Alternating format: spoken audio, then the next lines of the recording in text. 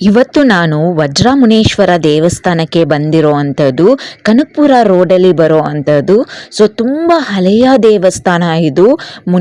ವಜ್ರಮುನೇಶ್ವರ ದೇವಸ್ಥಾನ ತುಂಬಾ improvement development ಇವಾಗ ಆಗಿದೆ. So once upon A time ತುಂಬ ಹಳೆಯ ದೇವಸ್ಥಾನ, ಕತ್ಲೆಯಲ್ಲಿರೋದು ಈ ದೇವರು. ಸೊ ತುಂಬಾ ಒಂದು ಶಕ್ತಿ ಇರೋ ಅಂಥ ದೇವಸ್ಥಾನ.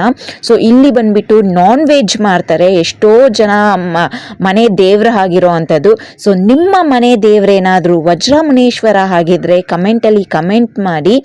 ಸೊ ತುಂಬ ಚೆನ್ನಾಗಿತ್ತು ದೇವಸ್ಥಾನ.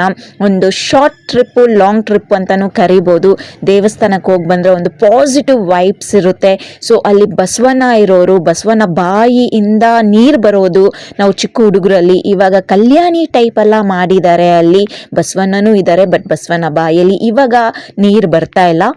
ಸೊ ತುಂಬ ಒಂದು ವಿಶೇಷ ಇರೋ